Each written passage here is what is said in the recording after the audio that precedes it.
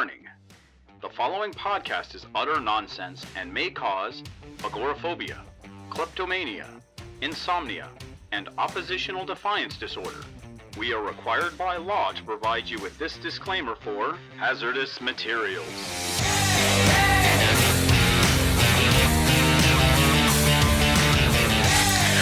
Welcome back to Hazardous Materials. My name is Casey Johnson. With me, as always, is Gideon Gonzalez. Light week, but we've got stuff to talk about. We've got one book that I expected to be terrible that was great, and one book that I expected to be okay and was terrible. So we've got the Let's whole talk range. about that. Alrighty, do we want to start with the good or the bad? I think we should take them both, and there you have our podcast. Casey's been sitting on that for about an hour. I have. I've been really working on that joke, so much so that my editor wished that he was recording. So there's that gem. Let's start with the bad, because bad's always the fun. All right. So, I generally like, or at the very least can find the good in something. Yes. Disparagingly That is not the case with this week's Spider-Man #1 by J.J. Abrams, Henry Abrams, and Sara Pichelli, who is the one good point of this book. Sara Pichelli does amazing work, as always. So we both read this independently, and we both came back with the independent thing that this sucks. Real bad. Real bad. I had to stop short of what I was really going to emphasize, but it was definitely going to be anatomy parts. We hate this book. It's so a worse version of several stories. It's a worse version of Miles Morales' origin. It's a worse version of Spider-Girl. It's a worse version of Green Lantern. Which we're going to get into. It's also a worse version of the recently canceled Renew Your Vows. Which extra makes me mad and kind of twists the knife. Okay, so the big deal with this is J.J. Abrams apparently likes Marvel, or Marvel likes J.J. Abrams. Pick one.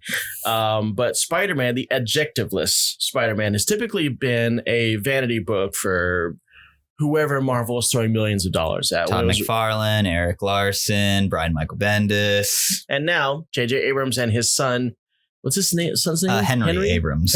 Hank? We'll call him Hank. Hank McAbrams. Good old Hank has some ideas about comics that he might not have made the same decisions if he'd paid attention to the history, or what works and doesn't work these days.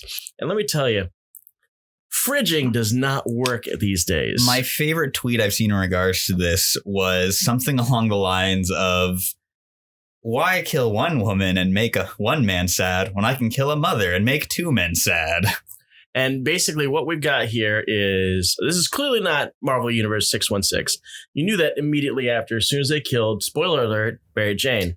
Yeah, really kind of weirdly graphically too. Yeah, let's spike her and give her some last words where she can't see. Yeah. And we don't, this isn't even a real villain. This is like just some weird alien shit. My OC donut steal. Yeah. And we kill Mary Jane by page 6. Right then and there, you realize, okay, this is obviously not going to be mainstream. And you get that even more when you see 12 years later. Where they have a son. Named Ben. Because, I guess, like, Mayday and...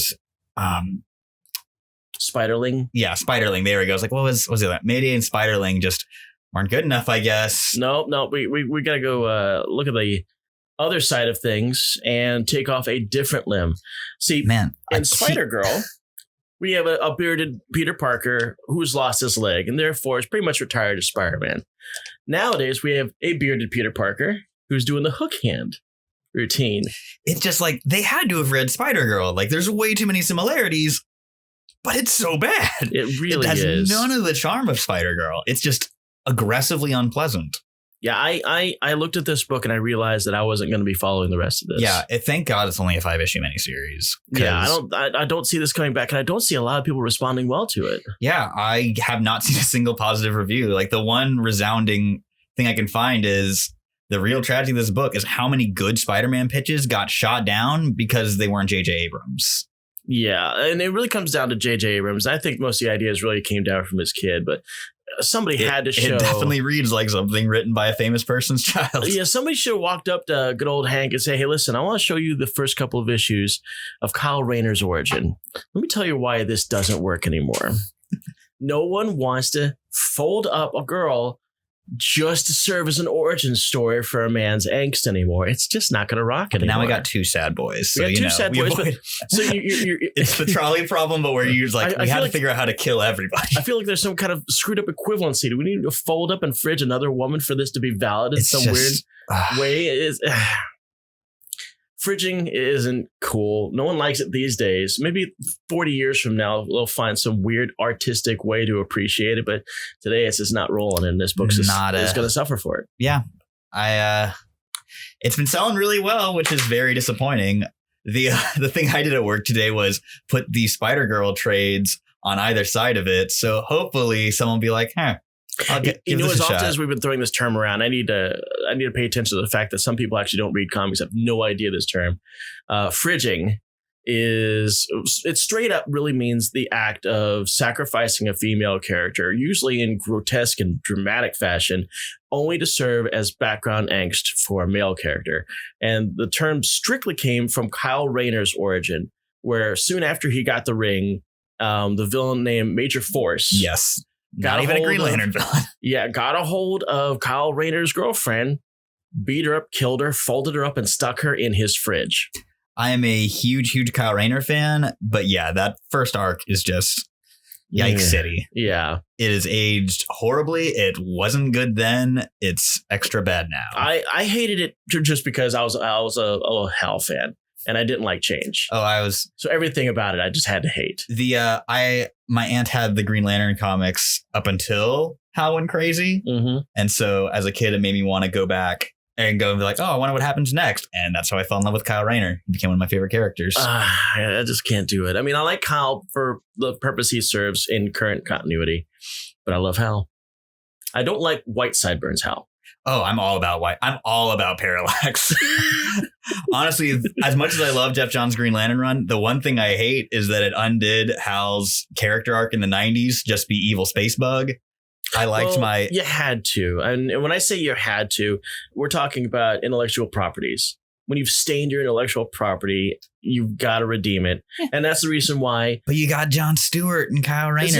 DC's not the only person that's done this. Remember what they did to Iron Man to give him the forgiveness beam. Oh, yeah. From Civil War.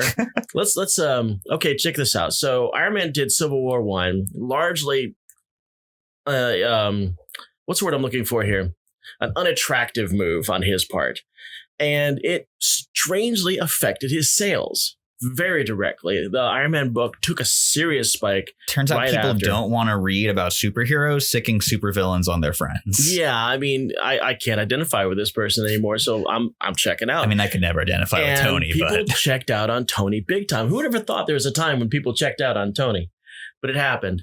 So they did a weird storyline where he was slowly losing his mind, and he realized he had a secret that he was trying to keep that was in his mind or something along those lines. Because Norman Osborn had just become director of S.H.I.E.L.D., and so he was trying to keep that away from him. Right. So there was something going on that was slowly degenerating his brain, and finally he flatlines, and he goes back to a backup that's a year before Civil War happened. So this Tony has no recollection of the decisions he's made in Civil War, and therefore is innocent of them. And you know what? And for such a wonky 4D chess move, it gave us arguably the best Iron Man run of all time with Matt Fraction. So I love Matt Fraction's Iron Man. That's actually when I jumped on. It's such a good book. I need to stop drinking this Coke. Right, we're gonna leave that one in. I don't know how much of this conversation is gonna make it to the main episode anyway. As much as I love being able to talk about Green Lantern for a minute. Yeah, I have to say though that I enjoyed the run that happened after Matt Fractions, which was it was Superior Iron Man. Yes. Or what I like to call Ron Man, because of I did that badly. The Apple version of Iron Man is what I'm trying to get at here. I love the white, blue, and silver suit. And I love him just being an unapologetic supervillain. And there was no resolution to it. Nope. It just one day he was okay again. We should probably move on. We've kind of derailed our own self. We should probably get over to Spider-Man bad. Spider-Man bad, and it's not going to get any better. Read Amazing Superior Friendly Neighborhood instead. Don't read way Spider-Man. Better books. So, flash forward. Talk about redemption. Yeah, that was the book that I expected would be terrible, but was in fact great. I loved it. It was love really good. Wally. Me too. Wally is one of my favorite characters of all time. Wally is one true Flash. He is. And oh my God, there's one page, I know you probably loved it too. It's near the end when the Tempest Fusionaut. Yeah, Tempest Fusionaut tells him like only the fastest being in the multiverse can stop this threat. And I was like, my boy. That was fan service. And Wally didn't even acknowledge it. No. It's like, is he like, yeah, I know. So the reason I expected this to be so terrible was it is picking up the pieces from Heroes in Crisis. It's hot on the heels of it. Arguably like a character breaking story. I mean, not even argument. At the time, I was like, I don't know if I can ever enjoy a Wally West comic again. I was infuriated by it. I was so mad. So what happens in Heroes in Crisis, Wally West commits manslaughter because he gets sad and it makes his lightning explode and he kills a bunch of his fellow heroes. He basically has a microsecond of weakness and the Speed Force kills a shitload of people. Because, that's how the Speed Force is always working. Yeah, I mean, it is Speed Force, so they make up the rules as they go along. I want to go fast. I want to kill my friends. Wait, I want to go fast. So Wally then, oh my God, I'm just getting so mad remembering all of this. We're regressing back to a trauma. He mutilates the corpses to frame Booster Gold and Harley Quinn, making it worse. And then is going to make a time loop by going back in time and killing himself along with all the other people. Which is not in any way a move of redemption, but is essentially an alibi to cover his own butt. And then they're going to cover for him, but then he turns himself in. And that's where we get at Flash Forward. Yeah. So right now, our boy Flash, our boy Wally West is in Blackgate. Yes. Which was apparently the only superhuman prison because the other one, what was it? Iron Heights. Iron Heights has been destroyed. Yeah, I'm not reading the current Flash book because I don't care about Barry Allen. So that's a strange thing. As much as I love Flash, I tend to gravitate towards the older and original characters and stuff like that. But I just like Wally West better than Barry. I mean, Barry Allen has the personality of a bologna sandwich. He really does. He's dull as hell. They keep trying to make him diet Wally West or diet Peter Parker, and it doesn't work. The only characterization that for me works with Barry Allen is the human golden retriever. He's the one guy in the Justice League that's even more straight-laced and a nice guy than Superman. Yeah, and straight-laced is the absolute. He's vanilla. He's Dullsville. Even Jeff Johns couldn't save that. Which works much better for a mentor figure to Wally West than to a protagonist. Yeah, I don't really want to read his stuff. I actually tend to read Flash comics for the supporting characters and the other speedsters because they're cool. I will say the saving grace of Silver and Bronze Age Flash is the strength of the villains and just how absolutely nuts and fun the Silver Age Flash comics are. It's one of my favorite Silver Age books. Where you have things like Wally's classic Kid Flash costume, his first one. I love that design. Then before the yellow and red. When he was straight red. It's just a Flash costume. Yeah, because it's smaller. But then he gets some chemicals spilled on him and he walks through this ray of light and it changes his outfit entirely. And Barry has this pseudo-scientific explanation for it. Because they always had to do they did these weird little science lessons of questionable intent. So you got to explain it.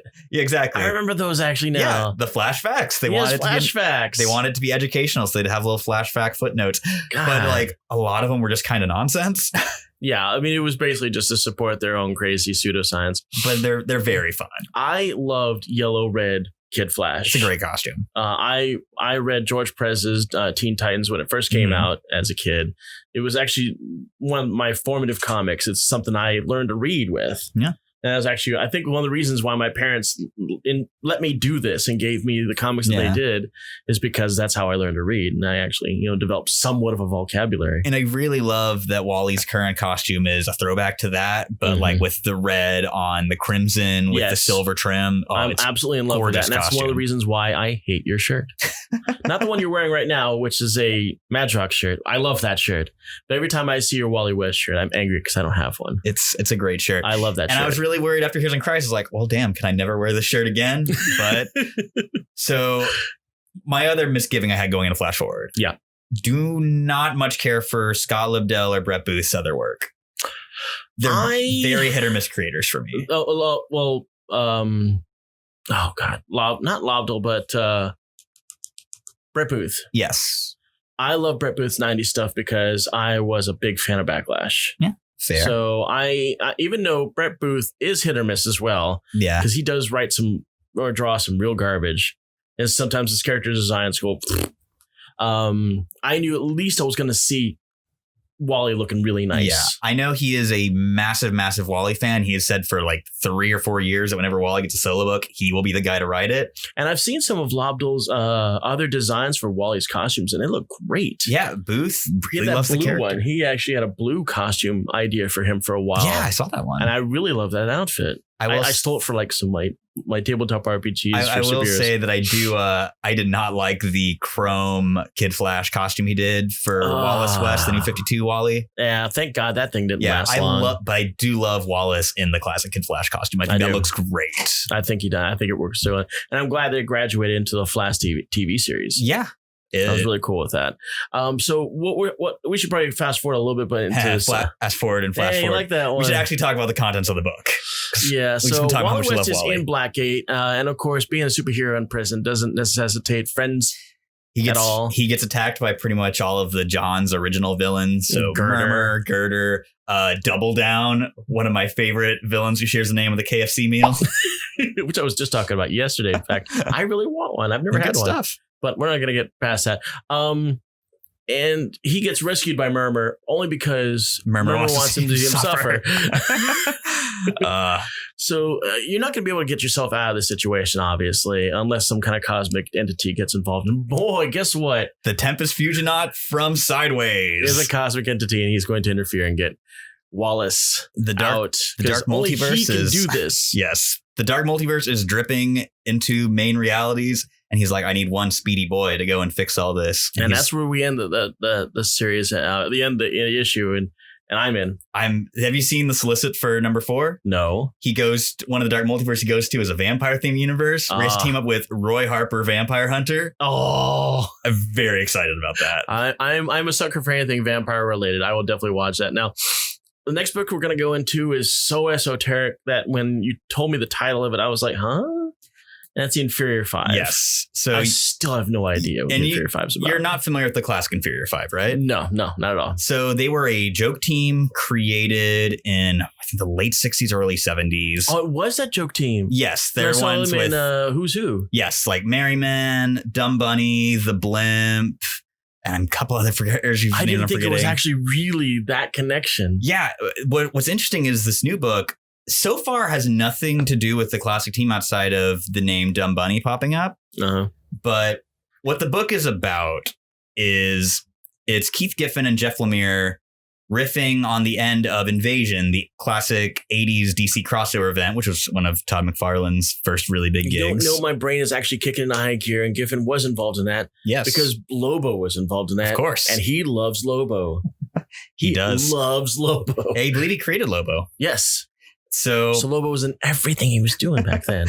So the book is not really a superhero book at all. It's more of a kind of weird, slow burn horror book, which Jeff Lemire does really well in Gideon Falls. Always got to plug it. It does have my name in the title. I saw that. But so it's about the effects of this big crossover event on a small town and the people who live there. And I guess it's going to lead in a formation of a new Inferior 5 of a group of kids they're focusing on. At least, yeah, to focus on X. Yes. And there's this creepy Dominator who's been left behind and killing people. And the backups, which was my favorite part of the book. It's 5 pages of Lemire writing and drawing a Peacemaker story, who will soon be in the major motion picture, The Suicide Squad. Is he going to be in that? John Cena's playing him.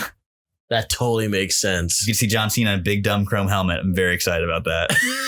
But I thought he looked like Ajax, not Ajax, but that new god that flies around on that. Orion. Thank you. Yeah, I thought he looked like Orion. So the Peacemaker backup is Amanda Waller being like, I don't want to waste the Suicide Squad on checking out what's going on in this weird town. Peacemaker, you go take care of it. And Peacemaker, as he was in Invasion, is very just like, laser focus. I'm going to kill me some Dominators. Because that's the way to go. Exactly. And I'm very excited to see how those two plots meet up. You know, when I saw the first part of this book and I saw the girl get vaporized by the person wearing a sack over his head with an X on it. I was like, what the hell is that all about? It wasn't until I saw the Dominator in the middle of the book going, oh, it's a Dominator that's in that thing. That's why his head is so huge. It's such a weird big 2 book, but I'm really excited to see where it goes. Well, you're going to have to keep me updated on that one. I don't know if I can keep on that one. Next one we got is You're the Villain, Lex Luthor, which I know you were super excited about. A huge Lex Luthor fan. Not a huge fan of what they've been doing with him lately, but I loved this book. I got a chance to quickly skim through it, and I liked it. It's really cool. Gets into Lex's head in an interesting way that I feel like writers haven't done in a couple years. Not since like the Super Lex stuff, but even then they didn't get as deep as this one does. There's a few of these You're the Villains I don't really care for. Riddler, surprisingly enough, I liked. Sinestro, I didn't like at all. I really like Sinestro. Well, I think I'm just not a big fan of the whole ultraviolet ring thing. Yeah, that's the biggest thing working against these Year of the Villains one shot is them being constrained by Year of the Villain stuff. Yeah. But we've got Jason Latour writing the Lex Luthor one, who's the co-creator of Spider-Gwen. So he knows something about all universes, which is what this one shot's all about. Lex Luthor, our Lex Luthor, the Apex Lex, who has merged with Martian Manhunter and is now a Martian Lex Luthor. I know it's stupid and I hate it.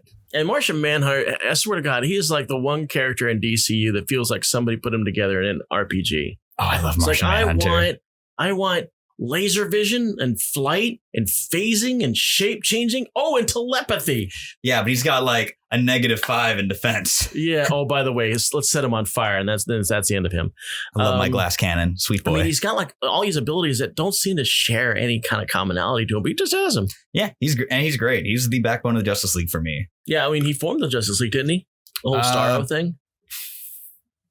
And that's what he's kind of. Man, I have not read. His idea. He's like the Loki of Justice League, as Loki is the Avengers. I haven't read that first Justice League appearance since I was like 8 years old, so I do not remember. I am going on pure memory too, because I remember because I read it as a reprint back in the 80s. And I definitely didn't read the original one. This is back when Zatanna was wearing that black, white, and indigo looking outfit with the capes on her wrists. You mean Justice League Detroit? Yeah, right around that time. Okay, yeah. Well, I mean, that's the outfit she was wearing at that time, but it was also the outfit she was wearing during the first appearance. Yeah. And now she's back to wearing the shirt tails and top hat, which are cool. But anyways, back on Lex Luthor.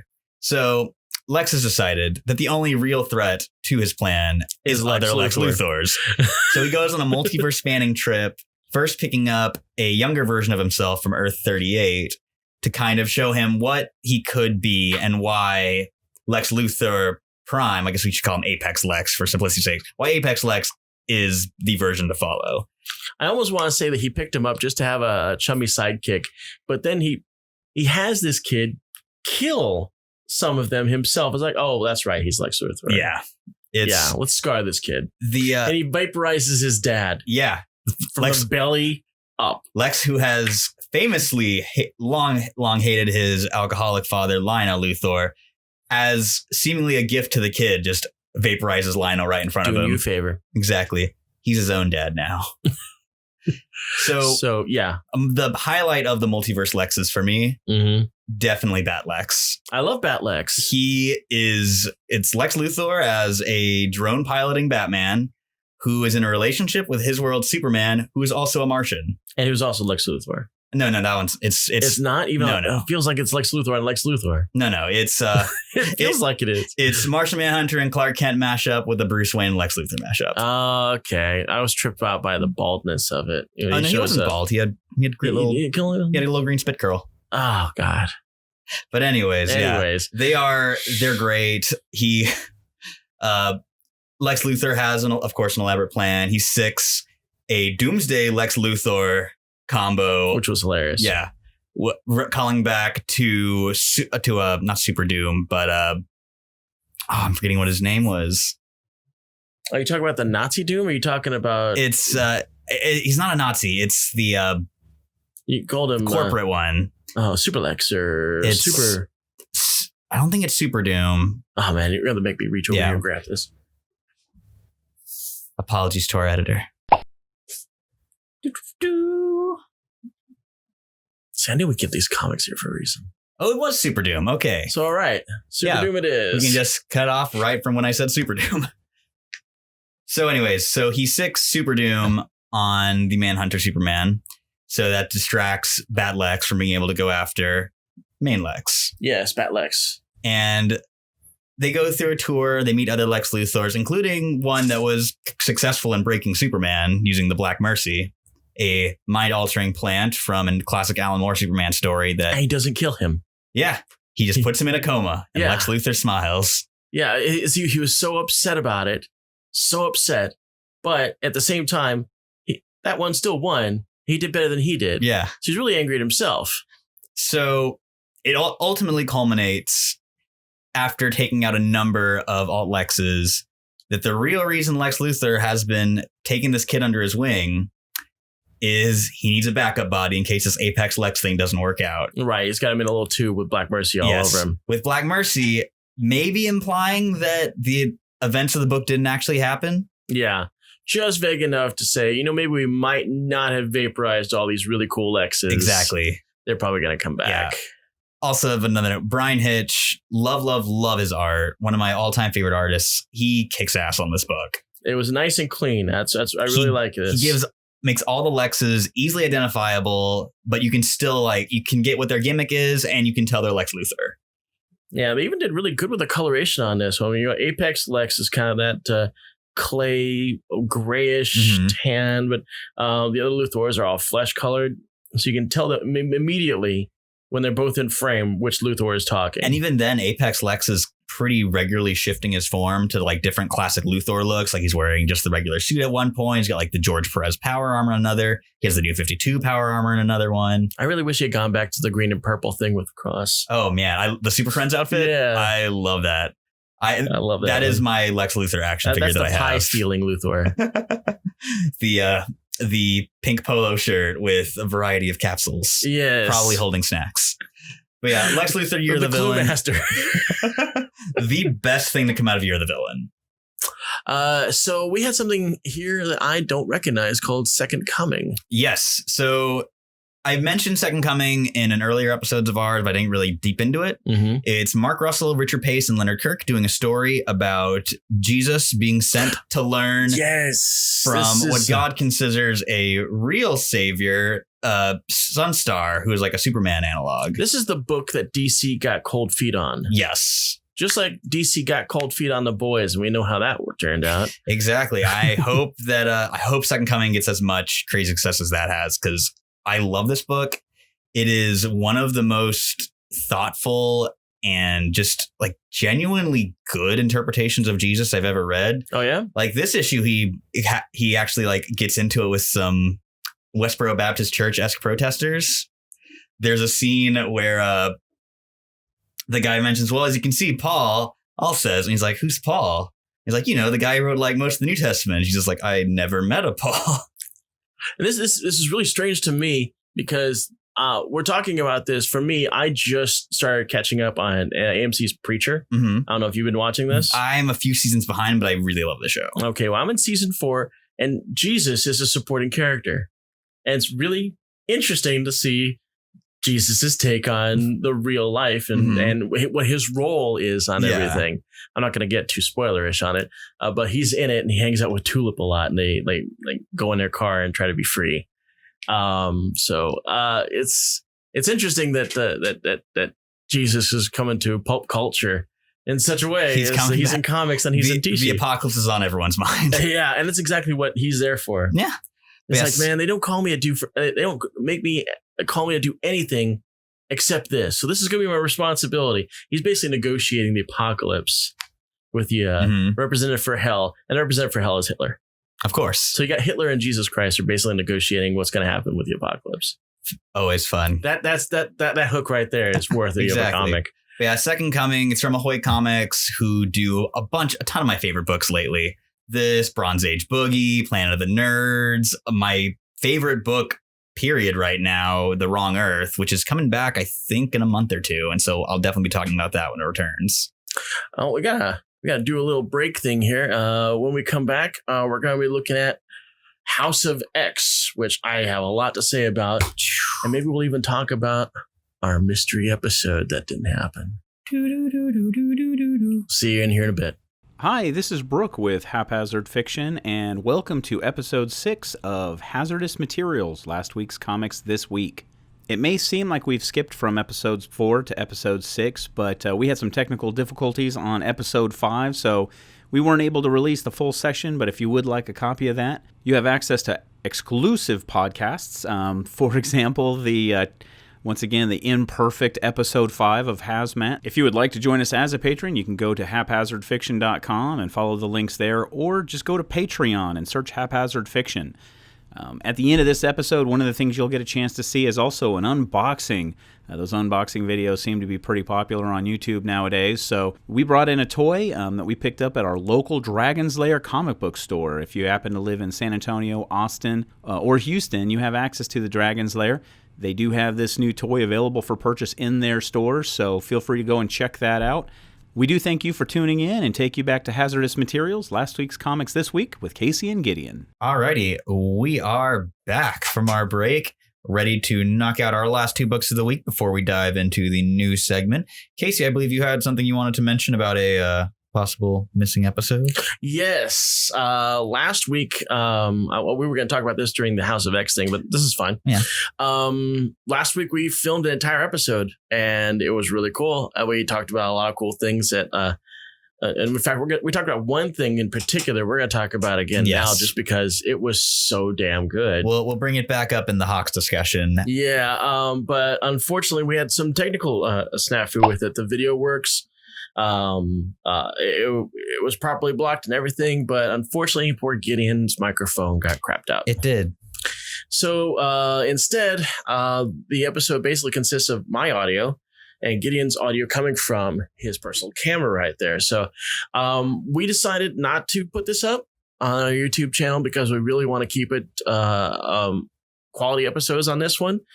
But it does exist. So we decided what we're going to do is we're going to put this as our lost episode and put it up on our Patreon channel. So if you want to support us, hit us a little like down there on the bottom and hit us up on our Patreon site and check out this lost episode where we were actually 2 weeks ago's comics this week. Yeah, 2 weeks ago's comics. We could call it that and just keep changing the name every week. Just exactly. Kind of like we're a member of Thunderbolts or something like that. We really like this episode, if nothing more, than our chat about, was it House of X4? Yes. But we'll get into that. First, what we want to do. Oh, no, it was Powers of X. Sorry. It was Powers of X. Powers of X. It's hard to really figure out which one we're reading. Is it Powers of X or House of X? Especially for that, like, those 2 weeks that they had double House and then double Powers. Yeah, that really hurt us. But first, we want to knock out the new series that's just hit, and that's Black Panther and the Agents of Wakanda. Yeah, spinning out of Jason Aaron's Avengers book. This one is by Jim Zub and Lan Medina.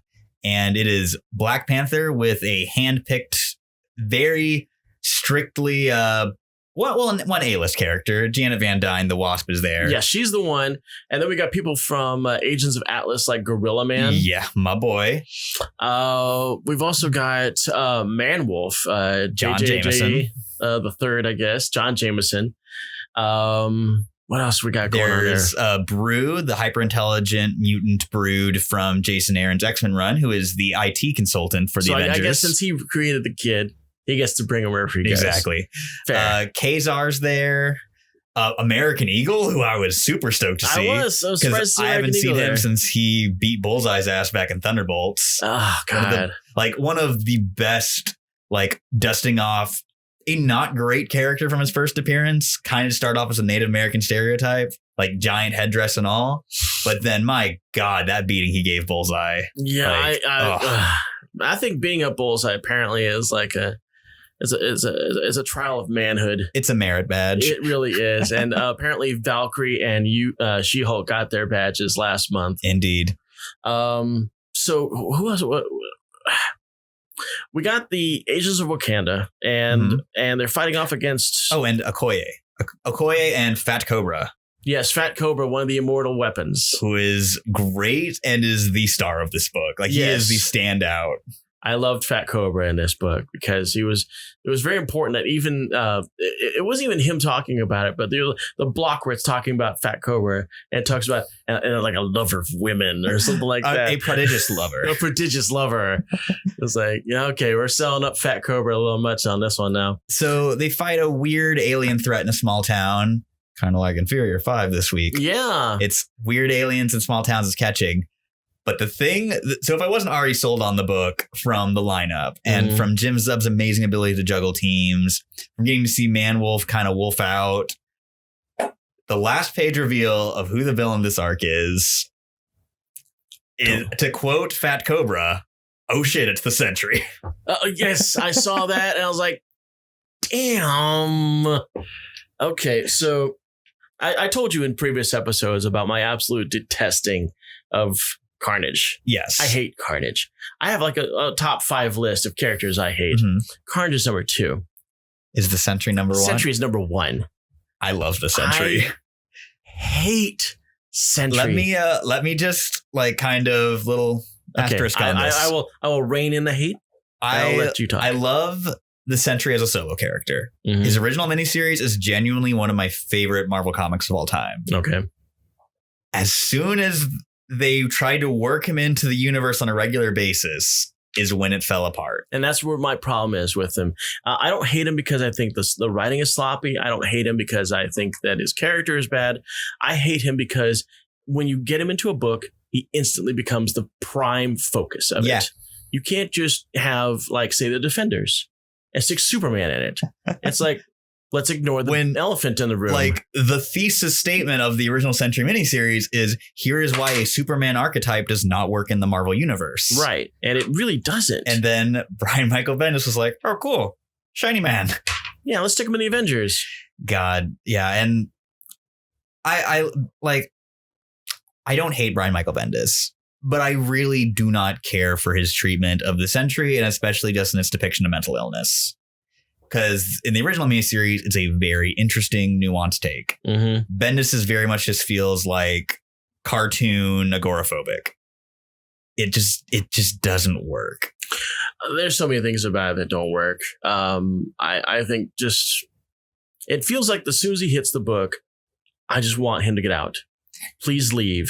I've got all these other characters I want to hear about. I want to see them shine. They can't shine because you're here. Well, maybe him not being a protagonist in this book will help. Yeah, you know what, and that's cool. And I would totally down for it. I've also noticed his uniform's different. Yes, so that's from the Jeff Lemire written Sentry book from I think 2 years ago at this point. So did he like switch costumes, or is that the Shade? So what happened was the Void is his other side. Yeah, sorry. Okay. Is at the end of Lemire's last book, where Tony Stark kind of built him a paradise virtual reality that felt like a classic like Captain Marvel or 50s Superman universe. The culmination of the book was that falling apart and the Sentry like merging with the Void. So they're now one entity. Right. And so it's no longer him and his dark side. It's just them. The Void is the absolute epitome of self-sabotage. Yeah. I knew that as long as I kept these two characters apart, the Sentry was always going to suffer as a character, period. You weren't really going to get anything. It was always going to be awful. Because like going back to the original Sentry miniseries, the whole point of the Void is that for like a being as good as the Sentry to exist, there must also be an equal force of evil. So the way the miniseries ends is the Sentry gives up his powers, erases everyone's memory of him to completely wipe the Void from existence. Yeah, because from my understanding is the Sentry popped up right around the Fantastic Four.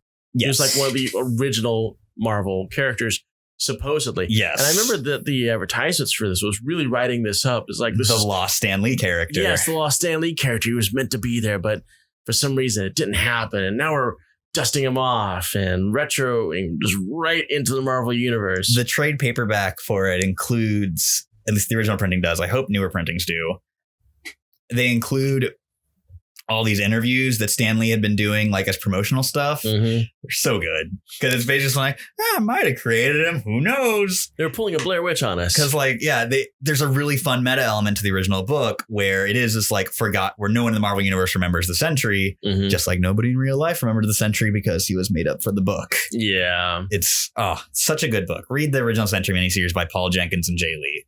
Phenomenal comic. And Jay Lee. I can't get into Jay Lee. Oh, I love Jay Lee's art. Not ever since Namor. Love that dark, broody.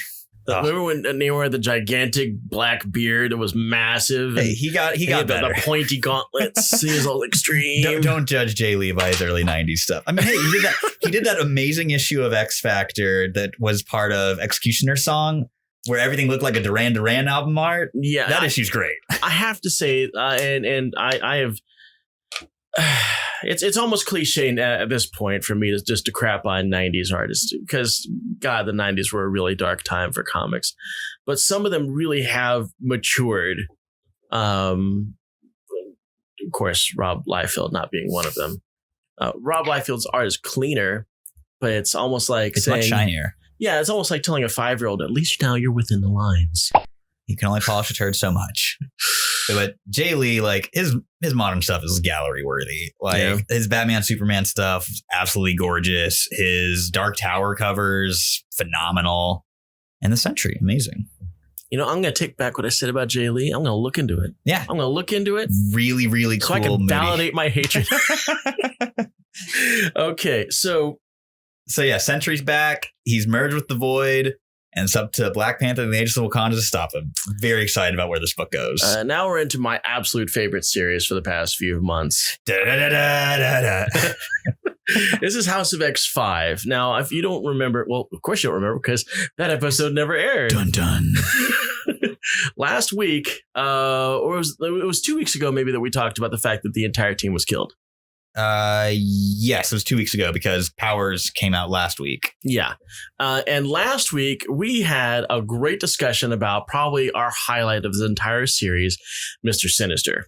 And Sinister Secrets. Oh my God. Okay. So last week in our lost episode, which you can check out on Patreon, double plug,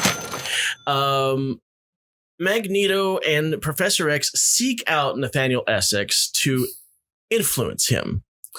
We find out that Nathaniel Essex, a.k.a. Mr. Sinister, really doesn't have a whole lot of interest in the whole mutant genome thing.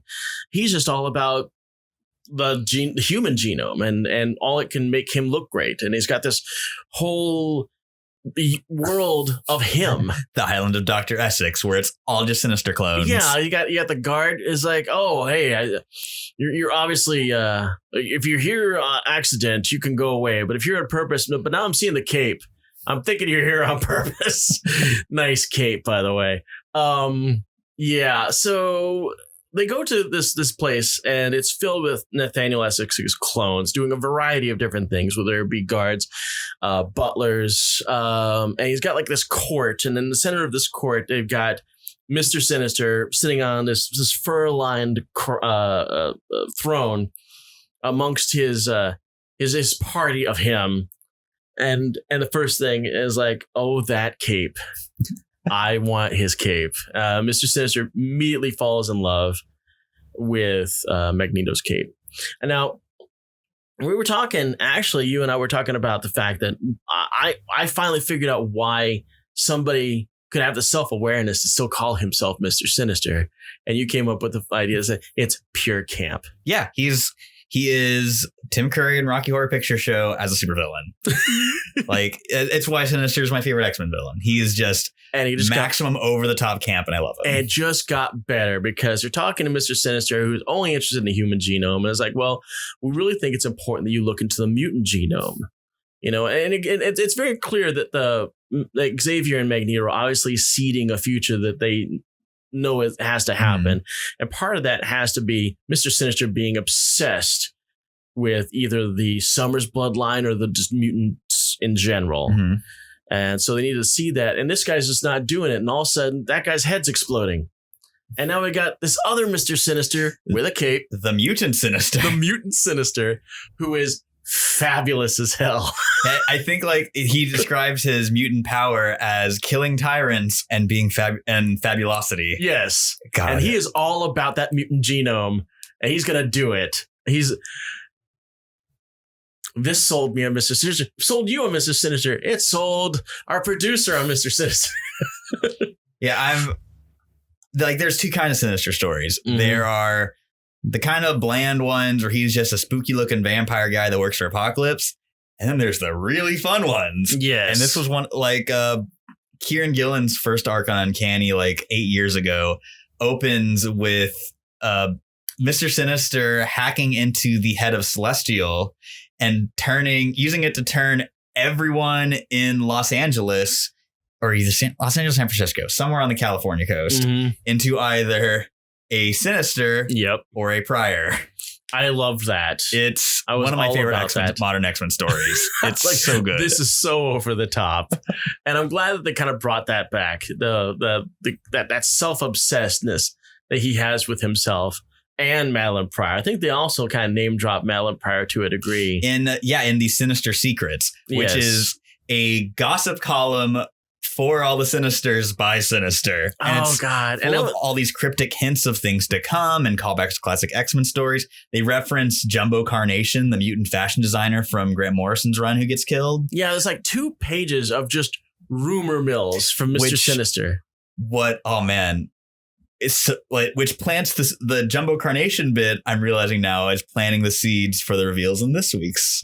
Yeah, and the sad thing is, last week we talked about the Sinister Secrets, and we actually had the 2 pages that were involving basically scrolling on our image here, so you could see just the craziness that we were dealing with. I remember we also killed for time so you could get the page exactly. So we're going to hope to God that our Patreon, our super secret Patreon episode will still have the secrets of Sinister, so you can see for yourself just the nutcase that we're dealing with. But segueing into hinting about Jumbo Carnation, what it's about is resurrection, which is what this week's is about. And see, we got to figure out. Well, we just wasted some top tier X talent up near the sun. Yeah. Does that make this an alternate universe thing? Because that's my first thing. Mm-hmm. As soon as that happened, I actually began to check out. It says, okay, well, this doesn't have any real repercussions because this is clearly not the main universe. Oh, no. Not physical repercussions, moral repercussions. Yes, because apparently, excuse me, the powers that be, being Xavier, Magneto, have come up with a process to bring mutants back.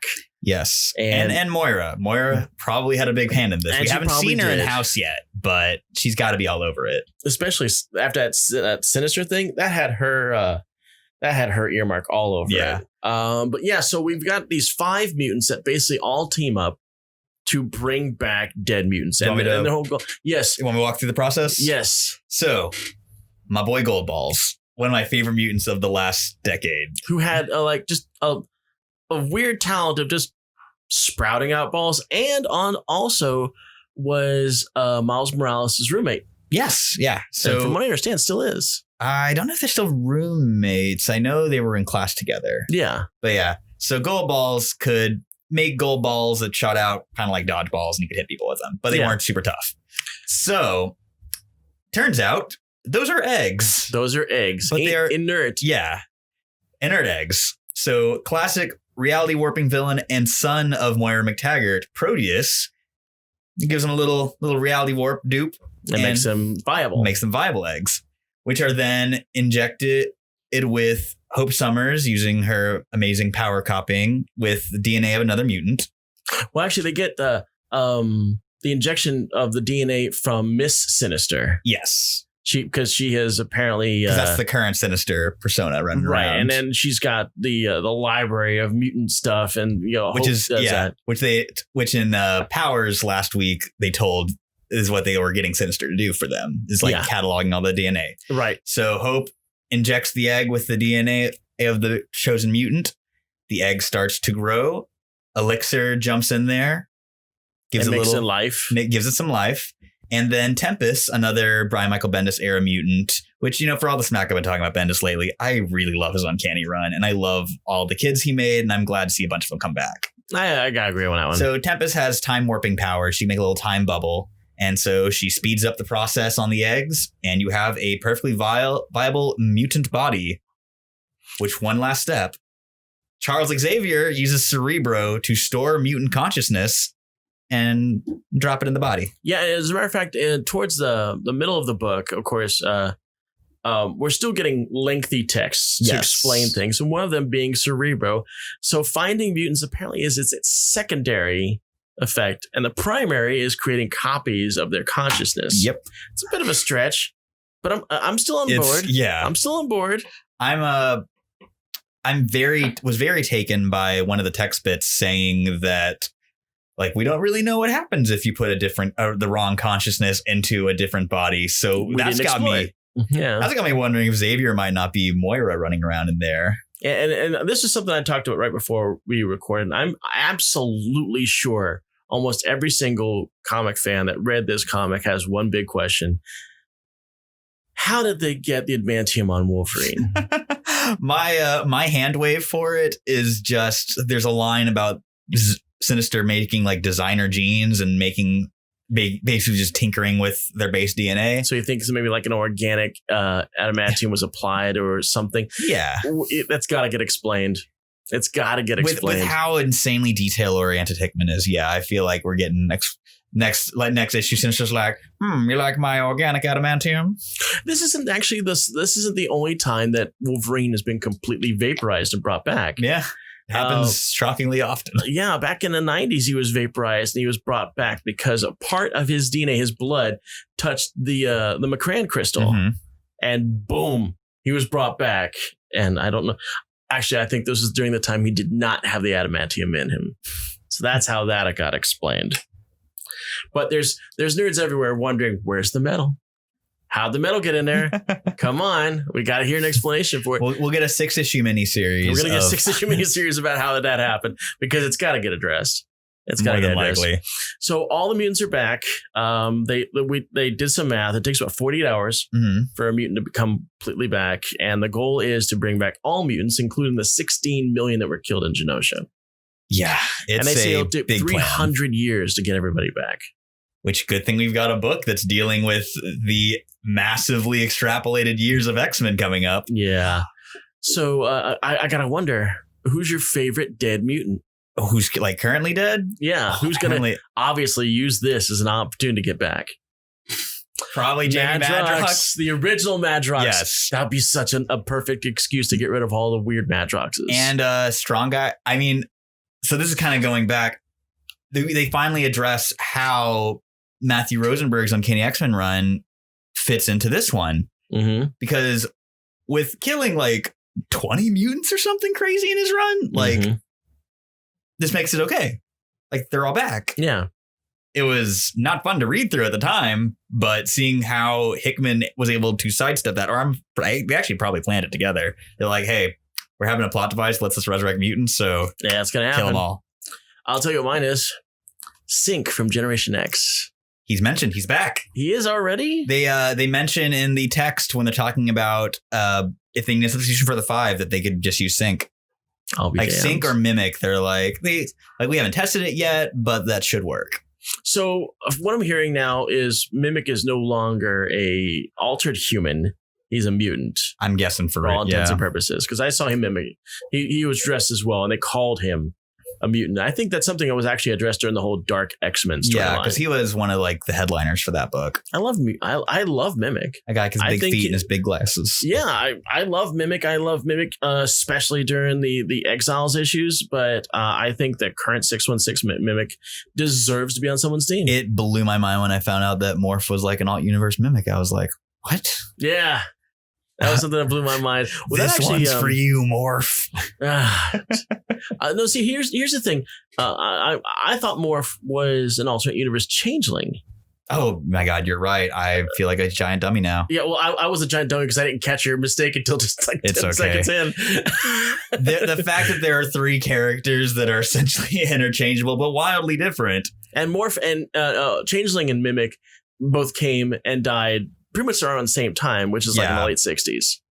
And that was during the time when they supposedly killed off Professor Xavier. Yeah, but it's Changeling that got killed, and he took the bullet, and that's the reason why he's no longer with us. But where was Lucifer?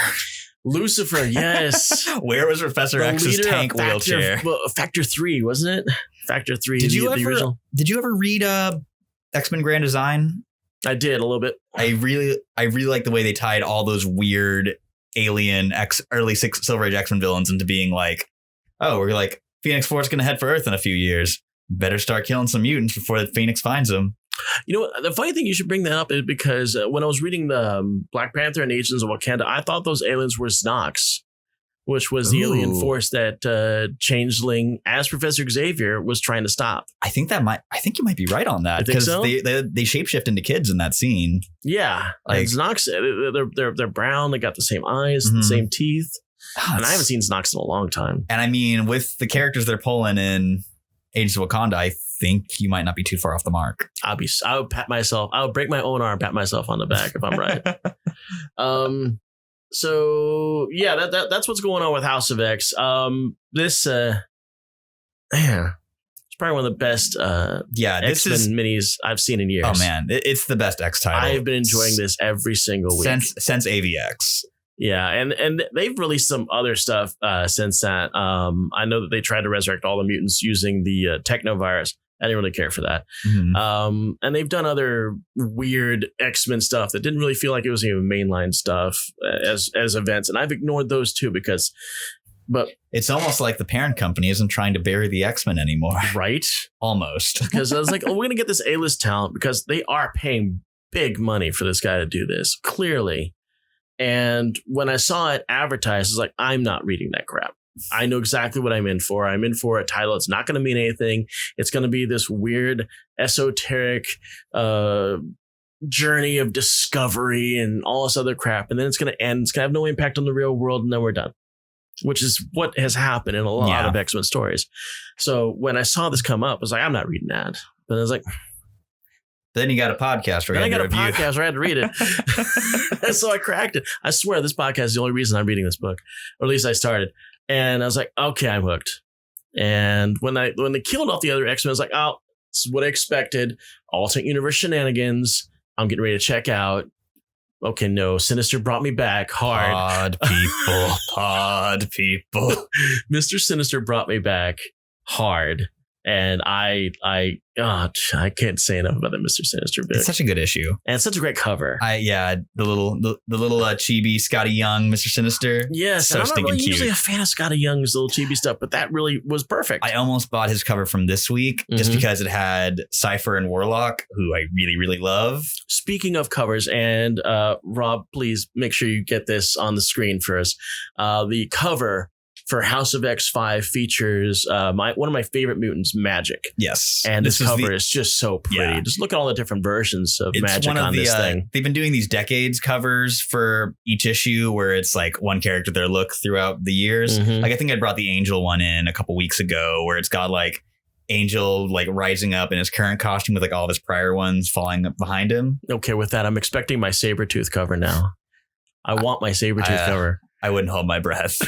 I think the last couple ones we're getting are Gambit, Nightcrawler. Okay, now I'm sold on Nightcrawler. Yeah, it's a little boring. It's not my favorite of the bunch. I have to say Nightcrawler is my favorite X-Men. He's a really damn good one. He's a top 10er for me. Like I'm curious. Who are your top 5 X-Men? My top 5 X-Men? Mm-hmm. Okay, I got this one. It's in no particular order, and I get to fudge this a little bit. Magic, Nightcrawler, Sunspot.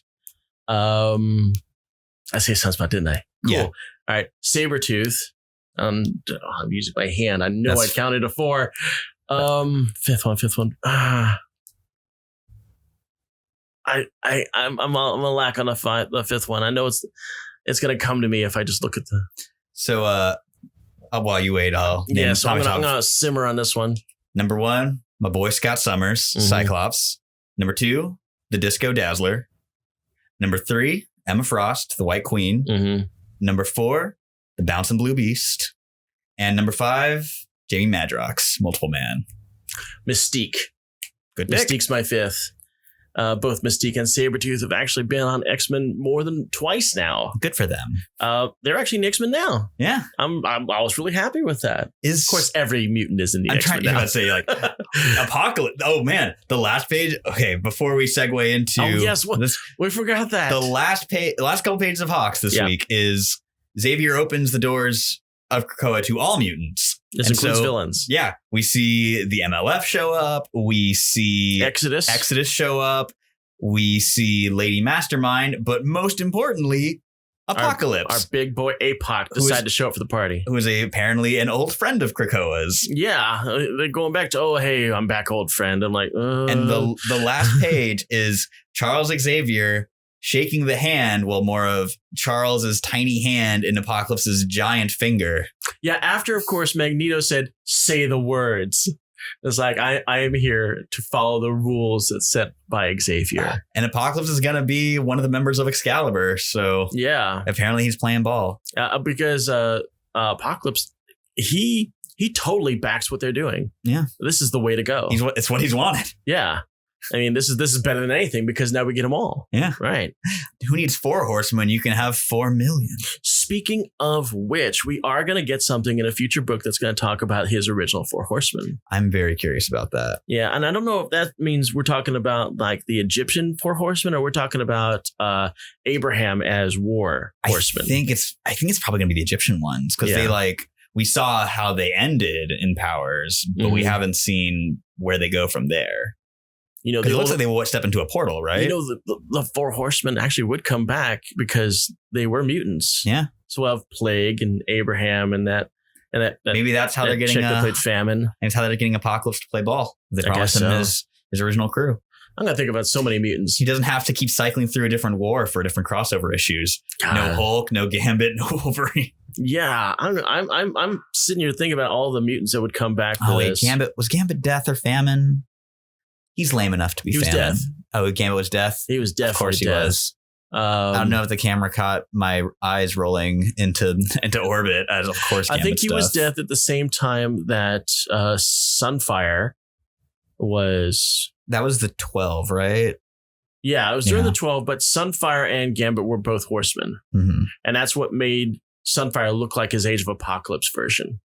Which I like. It's a great with costume. The faceplate and the Pichelli design. I'm saying his name right. Chris Pichelli? Yeah, Pichelli. Yeah, I love Pichelli's designs, and I loved what he did here. I was a huge Gen X fan as a kid, and I think a big part of that was just the character designs. Absolutely. Like between remember that foil cover that they did for issue 1? Oh, I was such in love with that thing. It's gorgeous. And that's the reason why, even though I'm a big New Mutants fan, because New Mutants came out when I was a kid. Mm-hmm. Generation X was supposed to be New Mutants for the next generation. I got hooked on that too.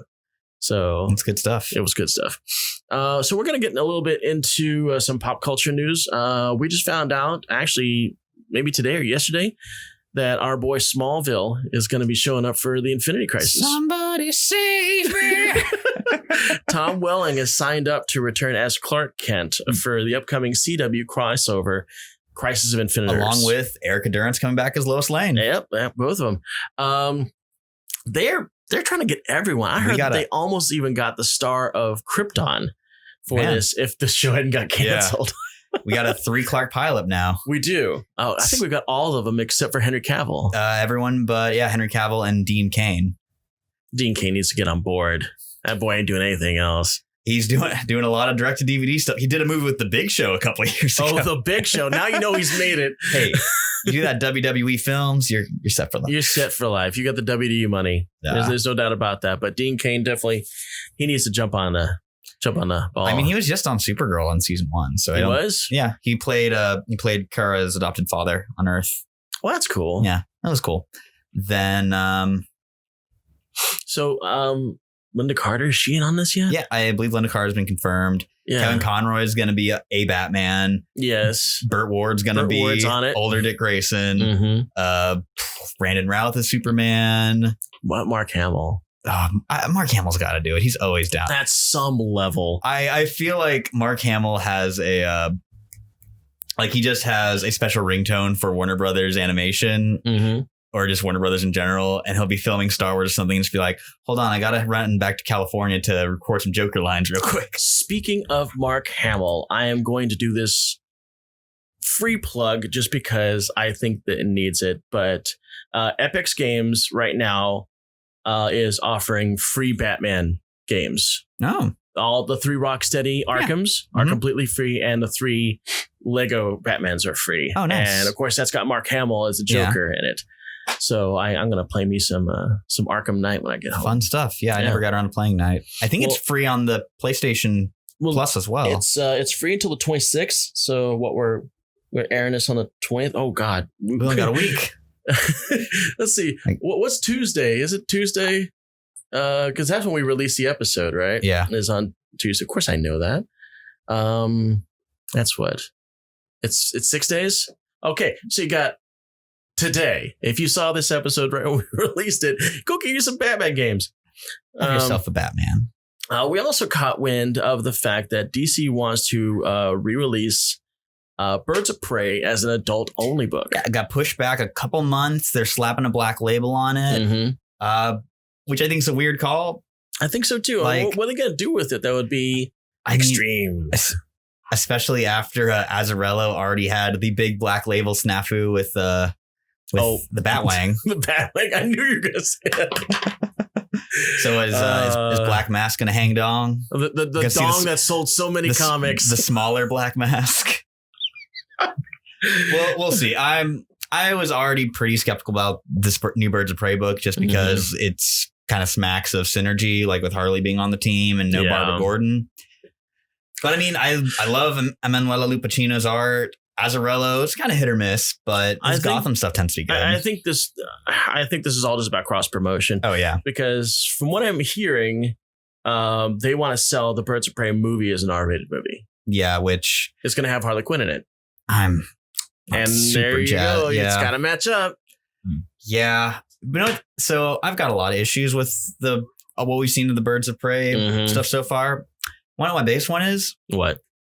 Ewan McGregor not wearing a goddamn black mask despite being the character literally named Black Mask. He's not going to wear a mask? He hasn't in any of the promotional material yet. They've released a poster without it. They've released 2 character teasers without it. It's driving me nuts. Well, I think the reason behind that is a lot of producers don't want to cover up their star's face too much.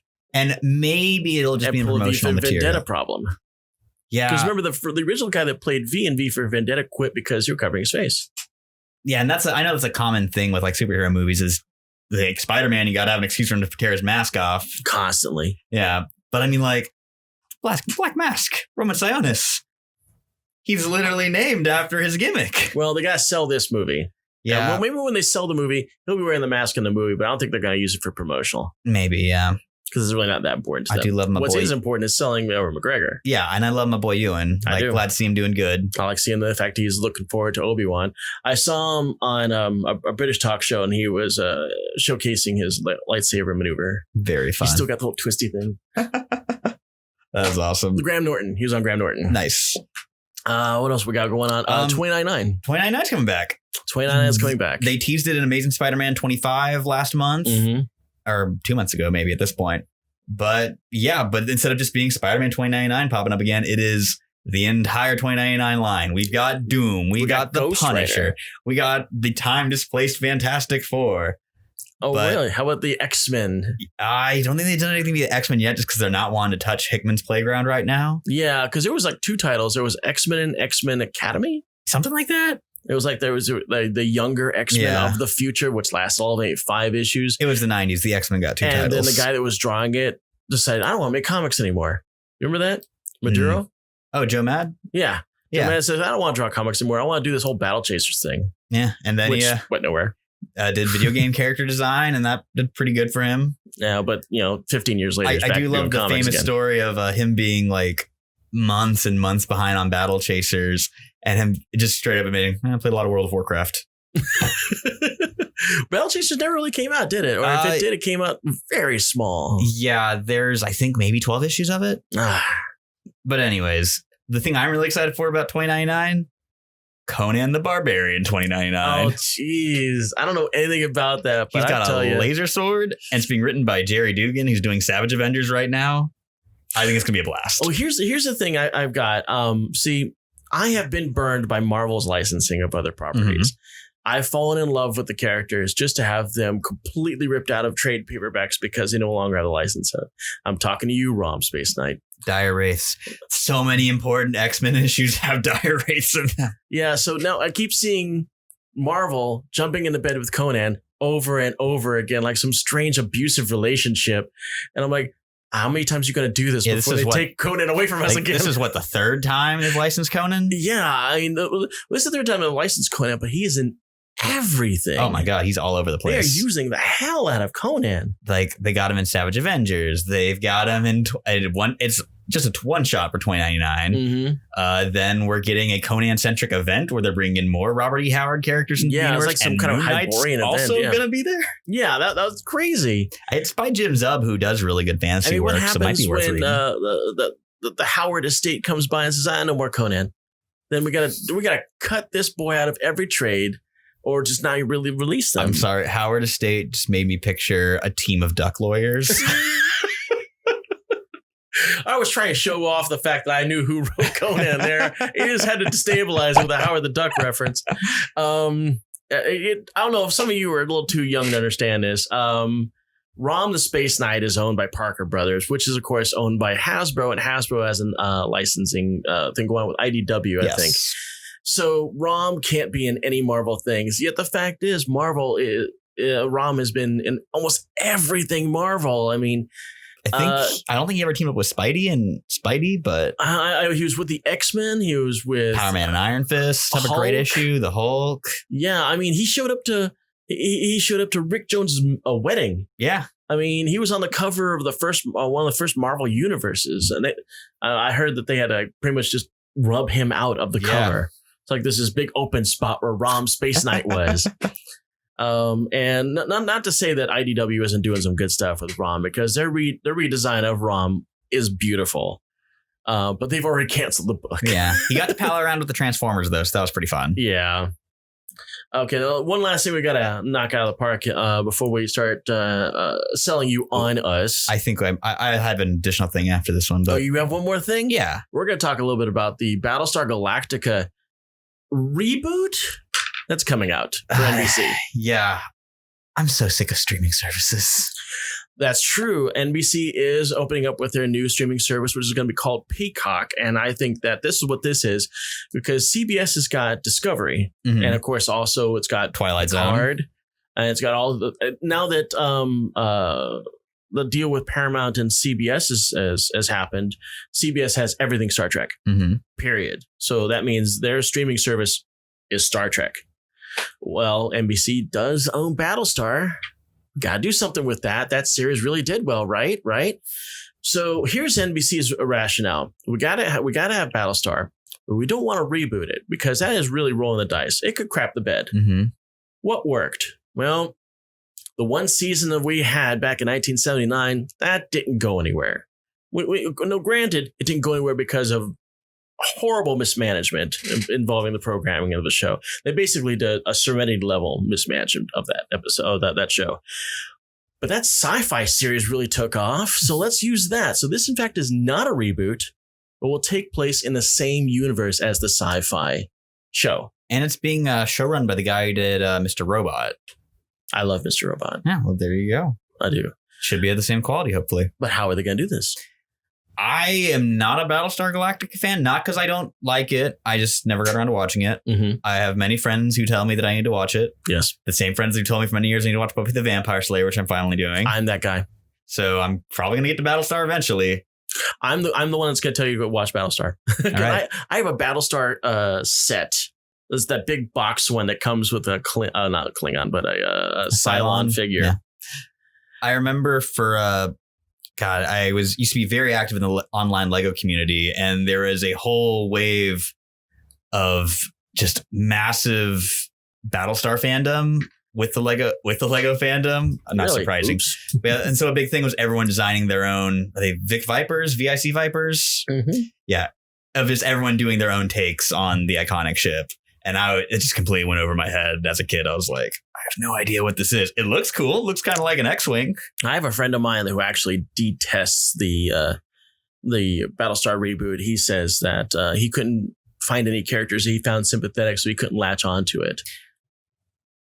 I loved some of the characters. Now, granted, Apollo was not worthy of any real respect, but I love Starbuck, even though they did stuff to her, which I won't get into because you haven't seen the show. I haven't seen the show. So I'm going to let you have that. I know my man Edward James Olmos is in it, and I feel like am Edward legally James obligated. Almost knocked it out of the park. And from what I heard, it's one of his best roles ever. Everybody that was in this show did A+ work. The guy that was his first officer is probably one of the best characters in the show. Nice. He really is. I wish I could do him justice by knowing his name, but I would have to dig up my phone. I don't think my editor needs another cut. So you've got something. Yes. DC was going to announce this tomorrow, but you've got something I don't know. Yeah, it leaked out today, unless it winds up to be false, in which case we'll just edit out this segment. Because that's the miracle of editing.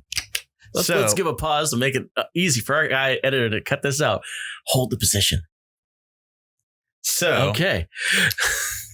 The new writer for Batman, after Tom King's run ends prematurely but gets spun off into a miniseries at number 85, is James Tynion IV, who is a writer I don't hate James Tynion IV. He's okay. Okay. He did Detective Comics with Clayface and Batwoman and the whole Bat family. That was pretty good. He's the one that wrote the Batwoman's murder of Clayface. Yes. Okay, gotcha. Yeah, and that's probably my favorite thing I've read by him. Mm-hmm. He's got a current book coming out called Something is Killing the Children that's supposed to be phenomenal. I haven't checked it out yet though, because I'm kind of a little leery. It's Justice League Dark from what I've read. It's fine. He's co-writes a lot of Justice League with Scott Snyder, because kind of guy stars he's Scott Snyder's protege. Now, did Snyder do that recent Bat spinoff, The Signal? He co-wrote that. Whatever happened to that? Signal is in Batman the Outsiders right now. Okay, but they did like a miniseries where they're supposed to, but it got massively delayed each time. Yeah, it was a 3-issue mini. I don't think it got too delayed. I remember it coming out on time. I just remember there not being a lot of hype behind it. I really want that to be more of a mainline character because I love his character. His character and his costume design. I love the reflective logo. Yeah, he's basically the daytime Batman, and he was like, it's all yellow and whites with that light up logo. I love that. I try to avoid buying multiple Bat titles, so I did wind up skipping on Outsiders, but it's got Bryan Hill writes it, and he's one of my favorite writers right now. So I've been planning on going back and checking out in trade. And it's got Black Lightning, who's one of my favorite characters, period. I love Black Lightning. I was a big fan of Black Lightning from back in the original Outsiders run. When we had that fro going on. Which, yeah, part of a disguise. Part of a disguise. And yeah, Black Lightning was the best. Man, I really loved the classic 70s stuff as a kid. Then when I got a bit older, I was able to track down some of the 90s stuff, which is also really good. It reads like a Milestone comic, despite being like in the main DC universe. And then, yeah, pretty much anytime he pops up, I pick it up. But I just have reasons I missed out on this current version. Okay, so we're running out of time here. I think before we go, we're going to do this weird little thing that we picked up. This is something strange we picked up at a comic store called Deadpool Chimichanga. It's a mystery box. Disappointingly not an actual chimichanga. Not a chimichanga. This is actually the first thing I asked when I was handed this package. It's like, we're getting snacks. Are we eating this? Are we going to heat this up? Because, I mean, it feels like it's got one of those crisper things in there. So it's like a Hot Pocket or something like that. So we're going to open this. And my editor wanted me not to screw this up, so he showed me how to open this thing, but I didn't listen to him at all. Yeah, so I'm doing this my way. Screw it up anyway. So yeah, got a lot of good crinkling. Yeah, we're gonna do some serious crinkling, but here we go. Okay, let's see what we got.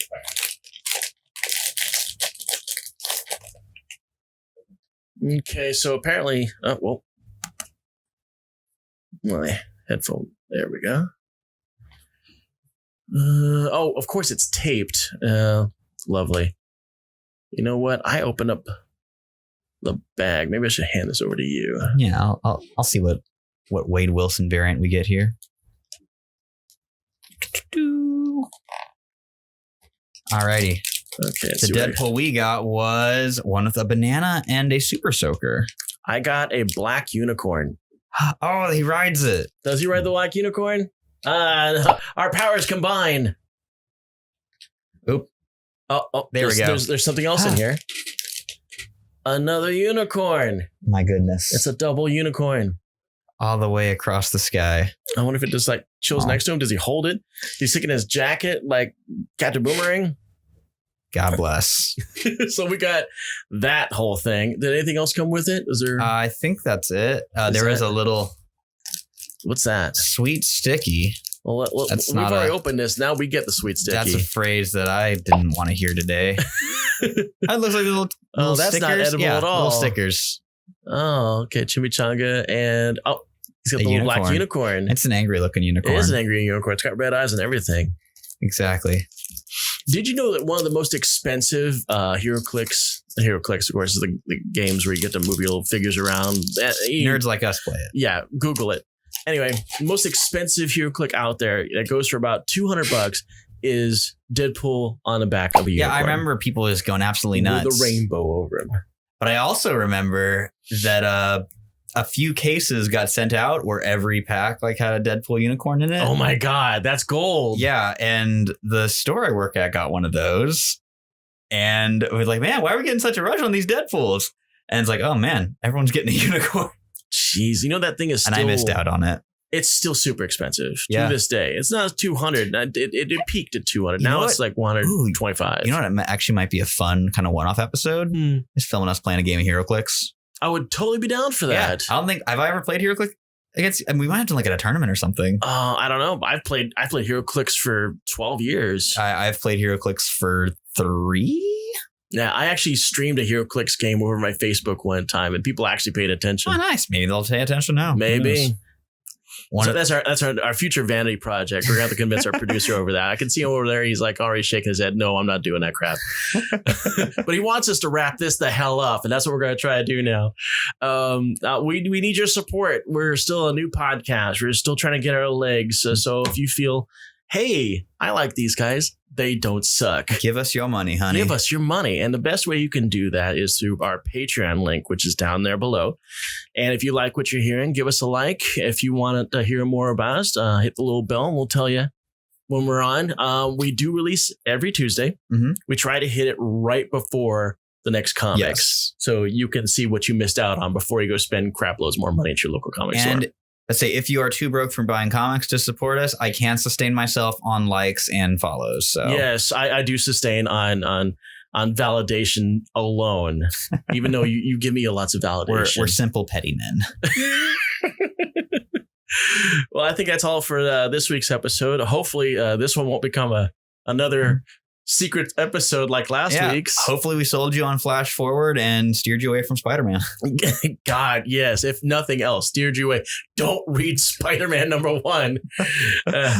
Read Spider-Girl or renew your vows. Yes, much better. Dom DeFalco's better work. Anyway, that's us.